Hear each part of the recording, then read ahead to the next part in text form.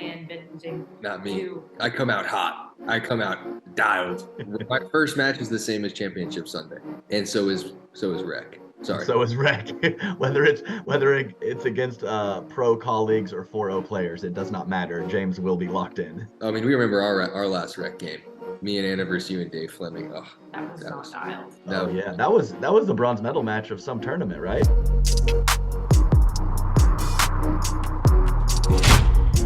Okay, we have Adam Stone on the podcast. You guys already know what Adam Stone's job is.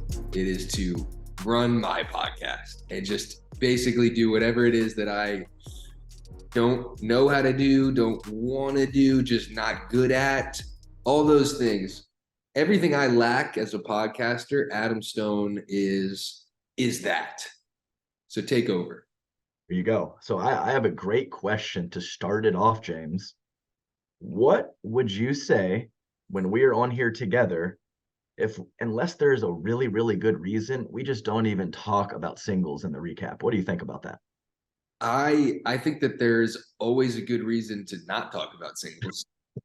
We're not always on the same page with some of these questions, but I had a feeling we were going to be on the same page for that one. And I think that's a great idea. So we had some big time stuff going on this past weekend. We had the PPA San Clemente followed by MLP San Clemente, and it looks like everybody's got a couple weeks off for the holidays, which is very, very nice. So first off, just a couple general things.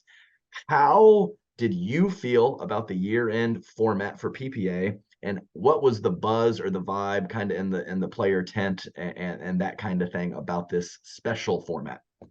I liked it. I think it'd be cool if there were more tournaments like this. I think maybe 4 times a year at the end of every quarter, there's like a maybe not, they won't call it finals, but like some sort of tournament where only the best 8 singles players, best 16 men's, best 8 mixed.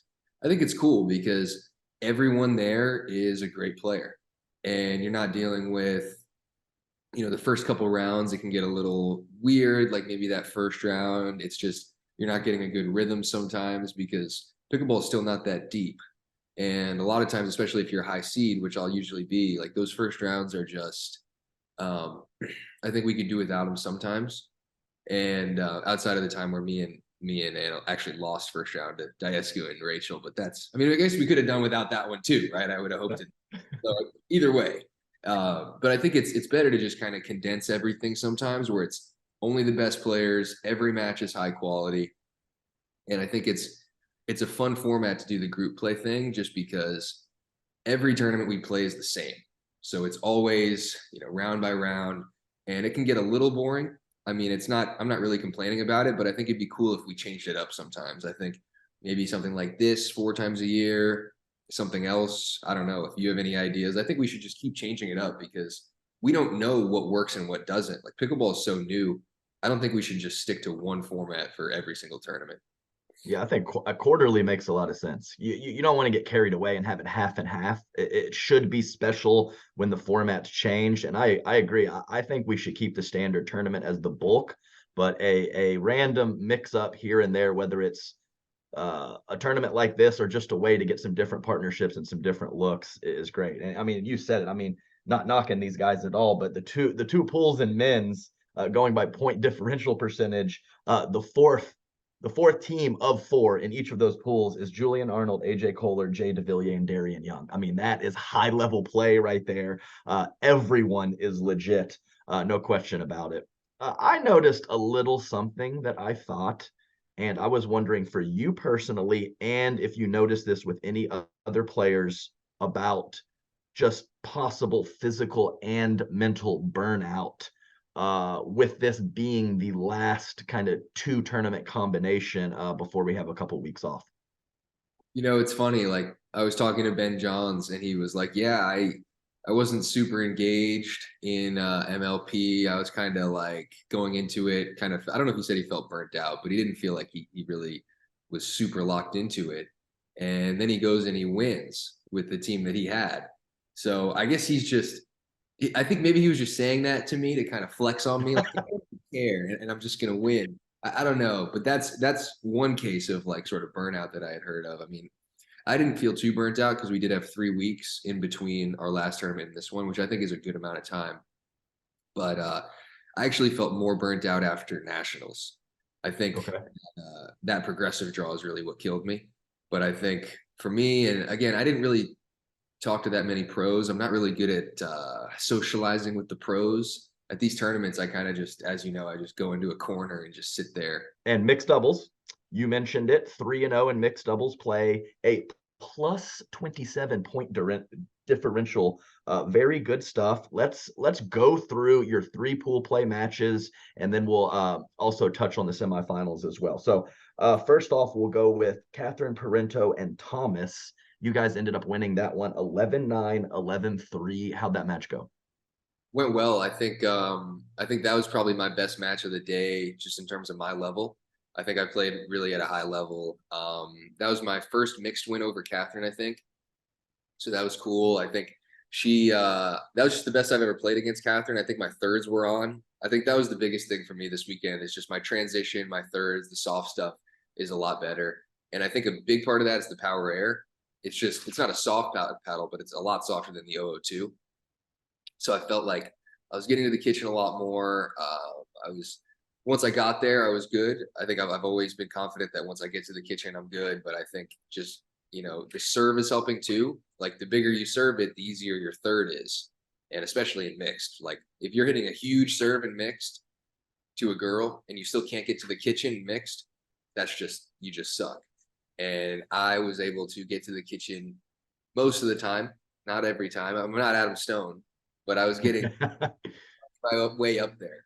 And so yeah, we won 9-3, and Anna, right, who's now delivering me this Starbucks. Thank you, Anna. She played great. And yeah, I think actually that match she didn't hit a ton of balls. That was the match where Anna did not hit a lot of balls against Thomas and Catherine. But I think, yeah, it was fun. I don't even remember the question. Just how did it go? I basically just spit everything that I could. That was the perfect description I was looking for. And you said Anna made a nice special delivery there, and I have a question for both of you guys. Oh, Anna, come back. When you were playing, this is one of the only little slivers that I got to see you guys play. When you were playing Tyson and Leigh, you guys, Tyson, you had like 2 let cords in a row, and Tyson kind of lightly flung his paddle over the net playfully. Did you even notice, James? And Anna had a very confused, bewildered look on her face, wondering what was happening. Tell me about that situation. Wasn't confused or bewildered. I was trying to give off a look of disgust. Yes, and it came off that way as well. So I think it was a combination of all of that. So if you were looking for disgust, it might not have been 100% disgust, but a very high percentage was. I mean, I didn't even know. I think after I noticed, or somebody told me like, oh, Anna was mad about that. I mean, it's the third match of group play. Tyson and Leigh, I think they were 0-2 going in. They're just having fun. Tyson's not, they weren't really. I wasn't disgusted. I don't know. I mean, if Anna was disgusted. It's nothing personal. I just feel like it's kind of like it's too friendly for like the vibe I'm on. I think like Matt Wright was doing the same thing against Georgia and Jada. He was like trying to kill him with kindness. Mm-hmm. To see Matt be so crazy, and then he was like, "You're playing so great, Georgia. You're playing so great." Yeah, he knew what he was doing. He said something to me about it, and so I just kind of, I don't know. It's nothing personal. It's not a big deal. I never thought about it again. It's just like that's not my wave. I'm not friends with my opponents. Well, as a viewer. Oh, you froze. Okay, we're back. So anything that Matt Wright does on a pickleball court is absolutely calculated for a reason. And it's usually aggressive and abuse, but he was going with the kill him with kindness. Do you think that when Tyson gets a little playful or tries to talk to his opponents in between points and does little things like the paddle flip, do you think it's calculated for Tyson or him just being a showman? I think it could be both. I mean, for me, like I am actually really bad at picking up on anything else that's going on. Like when I'm playing, I'm so dialed in that I don't even notice stuff that Anna says to me. I mean, Anna will tell you, like people will be saying things to me in the crowd, even like 2 feet from me while I'm getting a drink. And I don't know, like it's just in one ear, out the other. So the on-court stuff, I'm just so in my own world that I don't even pick up on any anything. So it doesn't affect me and I don't even think of stuff, but I don't think Tyson, actually, I don't know. I mean, if he is, it's fine. I think it's a little bit of both. I don't think it's like that at all, but if that's a side effect, if he forces me to like get up and hand him his paddle, if that rattles my focus a bit, I think he's fine with that, Yeah. No, I think that I would agree with that answer, and I just loved it because you guys really were so locked in, and and James as well. I have yelled some aggressive stuff at you from 5 feet away in the stands, and let me tell you right now, my voice carries, and you did not skip a beat, so I just stopped doing it. Either Adam. I did hear Johnny Goldberg. No, he's talking about retroactive. Oh, right? okay. Like I'm always pretty in tune with Johnny. Johnny. In the past. Well, let's keep Anna on for this next match because it was, just a casual 8-8 victory over Ben Johns and Anna Leigh Waters in your second match in mixed doubles. I didn't see it. Tell me about it. What worked? What didn't? Big win. I think for me, we were really fresh, and I think we were really a lot more excited to come out and win than they were. They weren't at their best. Not that they played so bad. I think Anna Leigh played pretty good, actually, as well as maybe not as well as she could play, but I mean, she played like solid. I don't think she played bad. I thought she competed well.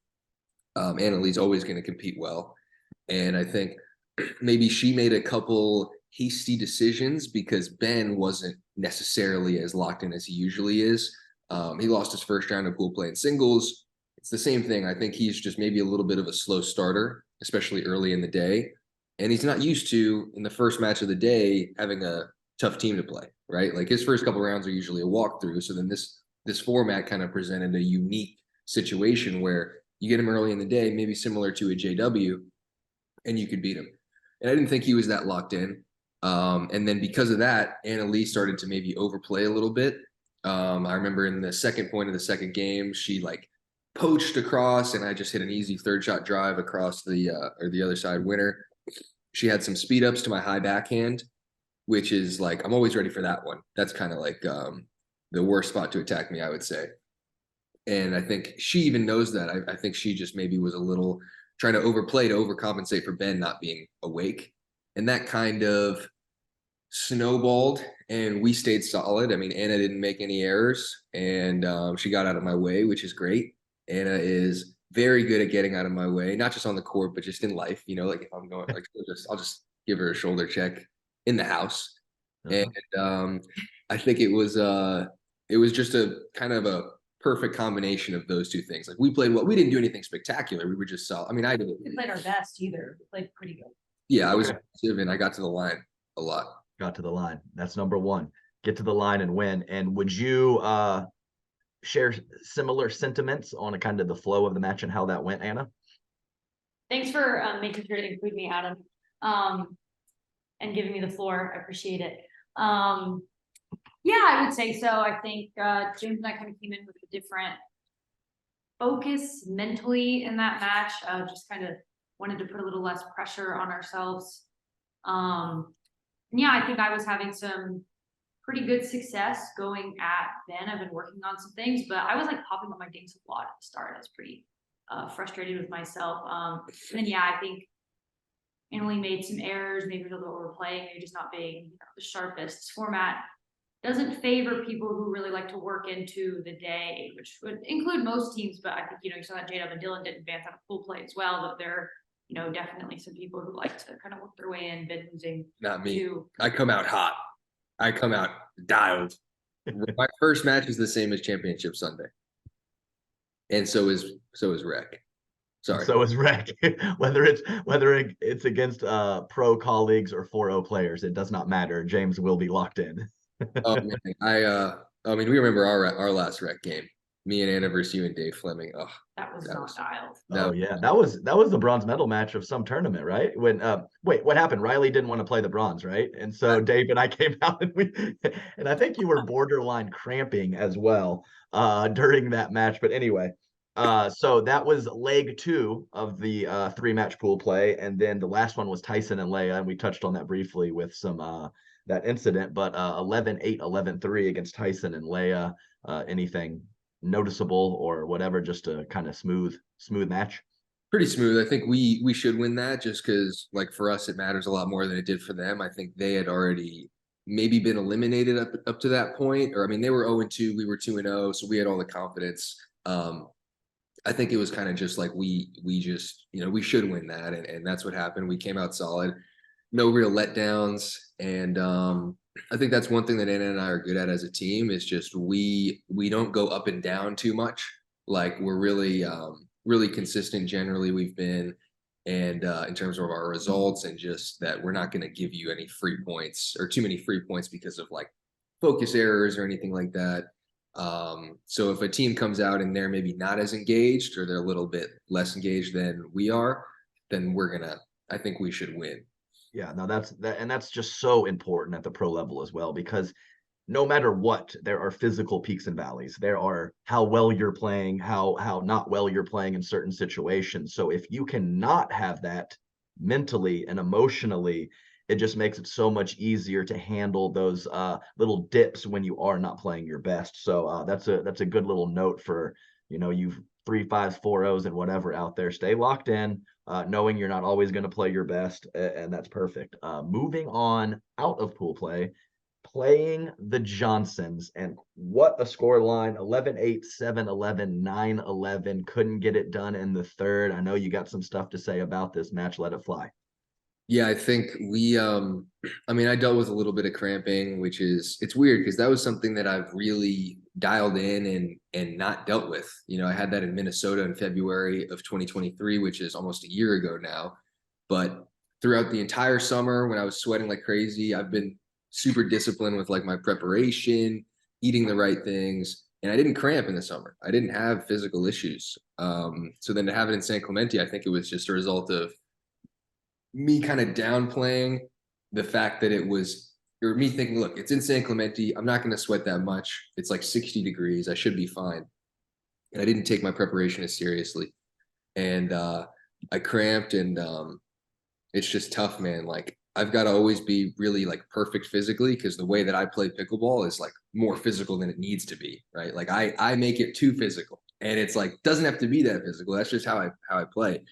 And so it's tough. That was kind of a unfortunate situation because me and Anna, up until that moment, I think we were like 7-1 against the Johnsons this year, like 6-1. Like we're usually a lock against that team. At Nationals 3 weeks ago, we beat them like, what was it, like 8-5-6, something like that. Like I think less close than that. So usually I think we're just a good matchup against that team, because most of their offense comes from Georgia attacking the guy, actually, because if it bounces to J-Dub, he's not really going to do too much. As of now, he's kind of adding some stuff in, but really he's not super comfortable speeding up off the bounce. And when he does, it's like he's just not super calculated with it. He's great out of the air, but we know not to give him anything out of the air, right? So we kind of just keep it on Georgia, and then if she's going to try to come through me, that's not working. It doesn't really work. And I think that's also a team where we just need to get to the line. I think that's not the easiest team to get to the line against. But once we get to the line, I think me and Anna are like very close with Anna and Anna Leigh, actually. I think that like it's almost even like a 1A, 1B situation at the line. It's just how Anna Leigh and Ben separate themselves is in transition. They're so good. They're both so good. And I think that's obviously where I need to improve. But yeah, it's funny. Like the fact that we lost so close and I wasn't 100% physically, I think it's still encouraging. I think overall the level that we brought in mixed this weekend was really high. And I think next year we're going to be, I think we can start to challenge Ben and Anna Leigh more. I think based on, before this tournament, we were 2 straight championship Sundays and a bronze before that. And I think we're kind of, in our opinion, at least, I think we're pretty much solidifying ourselves as like that second best team. Because I think results wise, the last 6 months, I think that's just the truth. I think that's just where the stats would put us, especially with Riley's recent dip in results. Because I think before it was like Ben and Anna Leigh, Riley, and whoever his partner was, Tyson and Catherine, and us. And now I think we definitely results wise are at that second spot. But Yeah, I think we're confident. I think we're definitely confident in how we're playing. Oh, that's a great breakdown. And a really nice run as well. I know that couldn't capitalize but I mean, if you're not playing your best, a little bit crampy, and it's 11-9 in the third, that's pretty good stuff either way, even though it is an L. And like I always say, James, it's 85 degrees in southern Florida and it's humid. You're prepping for cramping. When it's 60 and overcast, that's when it really gets you because you're not worried about it. Okay, so nice run in mixed. Let's move over to men's doubles. You're playing with Mr. Matty Dub, Matt Wright, and let's just make sure we note that is your men's partner for next year, and Anna is your mixed partner for next year. Yes. Locked in. Okay. We'll Good. So first round, kind of I wouldn't say a surprising result, but I would put you guys as a favorite. You played Tyson and Big D Dekel Bar, won the first game 14-12, and then 11-8, 11-8, an extremely tight match. What happened there? Did you watch it? I did not. Oh, you should check it out. You should check it out. That was the best that Dekel's ever played against me. Yeah, that was just the best Dekel's ever played against me. It was crazy. And then Tyson played well too, but Dekel was like, we were waiting for him to kind of have a little bit of a dip in level, and it just didn't happen. I mean, he was serving huge. And I think, Matt and Collin, there were some complaints about the height of the serve. I think this weekend, maybe he brought it up a couple inches. He was really serving high. I'm not complaining about that. I think maybe there should be some stuff that happens to the serve, right? Like maybe we change it, like maybe we get more strict with it. But I think overall it was the serve, the drive, the consistency. There was just no checkout from Dekel. He was hot. And when he gets hot, it's tough. They took a game off the Johns brothers, and it's weird though, because they also lost to Julian and AJ, and that team pretty handily. So I think, again, like there's going to be some ups and downs in level from Dekel, I think. But against us, he just played really, really well. And the serve and the drive is what killed us, which is tough, because I think I've got to be able to cover Matt better in that situation, because I am half Matt's age. So there's no excuse that I can't at least help him out more. And I think I think we were both a little rattled by how hard he was serving, how well he was serving, and how hard those third shot drives were.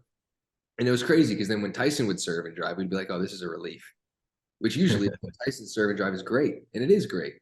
But I think that was tough. And we actually, Tyson was on the left to start the match. Okay, that was my next question. Perfect. Elaborate on that. Yeah, he was on the left to start the match. And with that formation, I think it's money in the bank. We were up like 8-2 or 8-3. Not because Tyson's not good on the left. I think that's a good situation, but I think I can actually dink cross court with Tyson.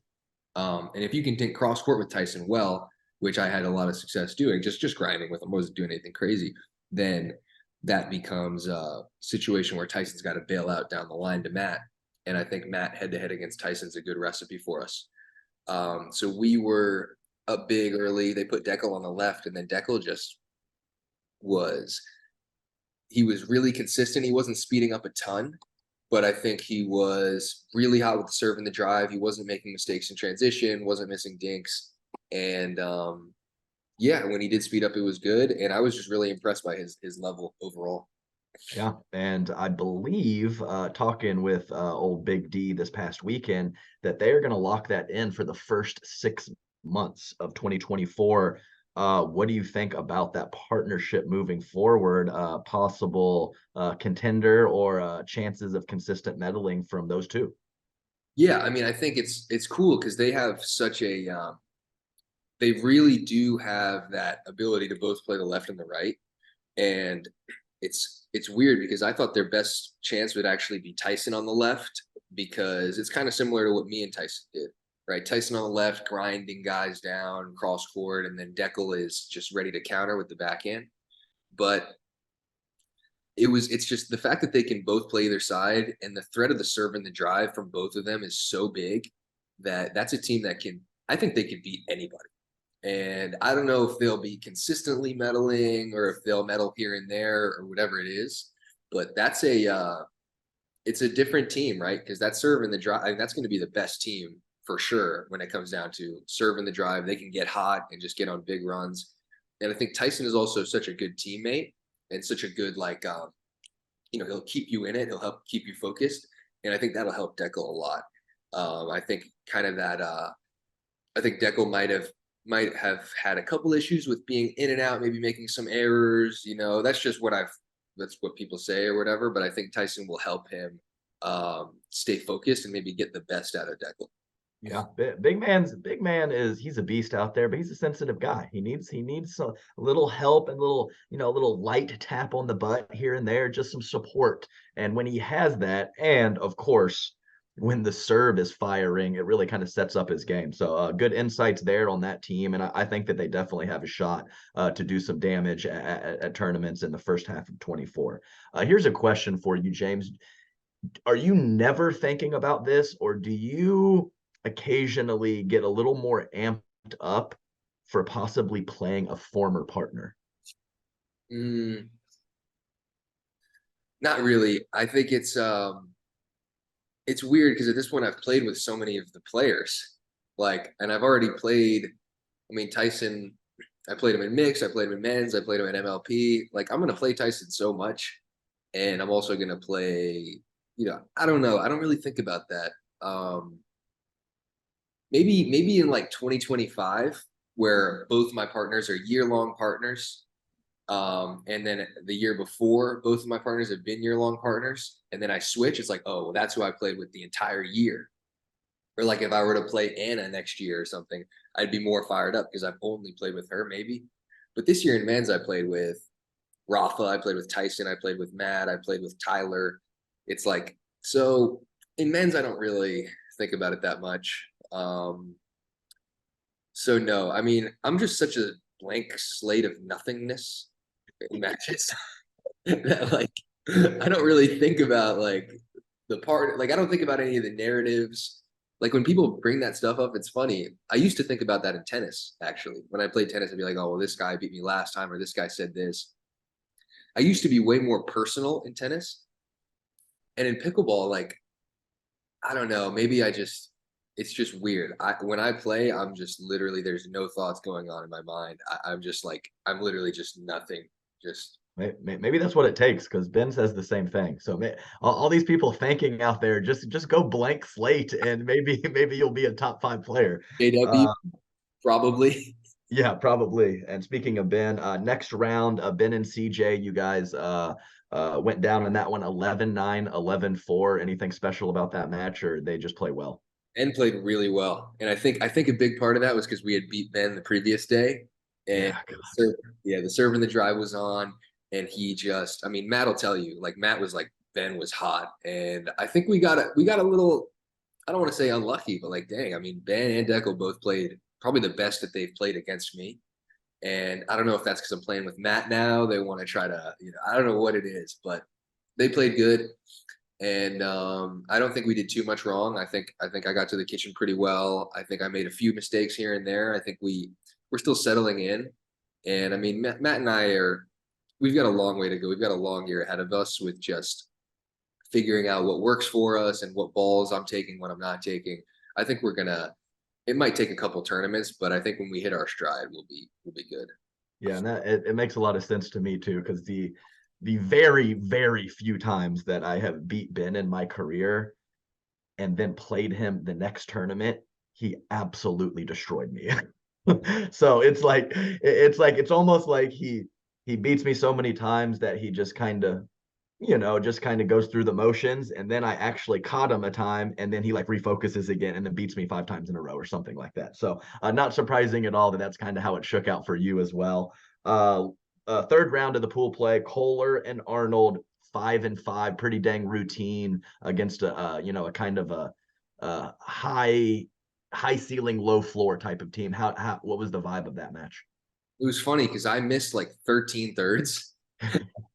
It was so bad. Julian even said at the end of the match, or not even at the end, in the middle of the match, he's like, this guy's missed 10, he can't even put a third in the court. So it's 10 thirds. And I'm like, I know. And then I missed the next one. And it was just, it was so bad, the thirds. But once we got to the line, I don't think we lost a point. It's weird. I think at the line, me and Matt are really good. And I think especially against teams like that, it's a really good matchup for us because they like to come through you and they like to speed up a lot. And I've always had a lot of, I mean, I think I've done pretty well against both of those guys because they like to attack. And I think the biggest strength of me and Matt's game is when it gets fast and when we're getting attacked. And Matt is so tough to get through with the backhand. And if we were dinking cross court with Julian, if he's trying to attack Matt, we were in a great spot. And if he tries to go middle or whatever, like I'm just sitting there with the forehand ready to hit it as hard as I can. So we just countered really well. And I think the heaviness of our hands as a team, Matt and I, might be, I think we're right there with anybody. I mean, it could be the best or tied for the best, right? So I think that if teams really want to be aggressive and come through us, then it's usually going to be in our favor.